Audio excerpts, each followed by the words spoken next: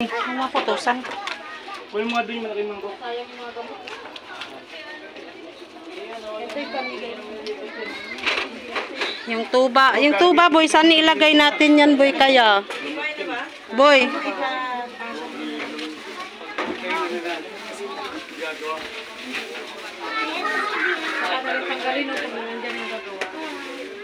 Kailan daw umpisahan yan?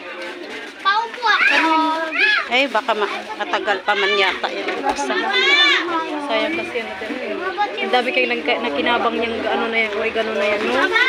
Bakit? Ang daming Oregano? kahingi dyan, yung mga sa mga baby na mga nagsakakasakit. Dito, itabi mo na natin dito. Ewan ko lang kung papayag kaya si Toto.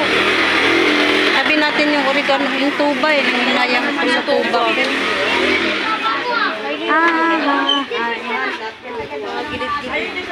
Dito, bahala na. Dito ko na lang. Dito. Dito, pwede na turangan pala dito. Dyan lang yung ay, hindi pa kaya. Ilang baldi lang may ligtas mo dyan. Hindi pa tapos. Eh, kaya nga sabi ko eh, yung ano ko pala. Attendance ng Villa España Extension. Ibig sabihin, mag-attendance na kayo. matatanggal na yung poste dyan. Bakit? Pati ang poste, kasama yan sa alisen? Siguro, no? Siguro. Ba't bubuhatin ba yan?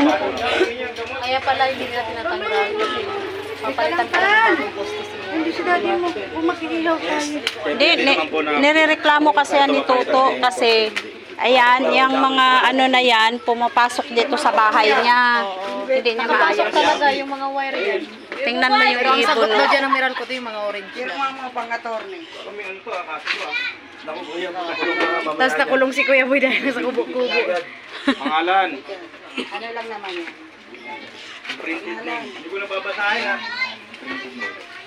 Basta pagbaba namin dito sa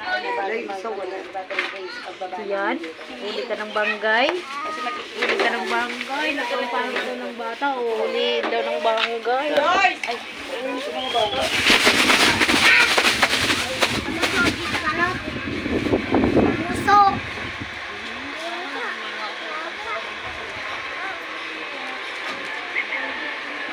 Yung santol ni nanay, maraming bunga. Nay, yung santol mo, tanggal yan.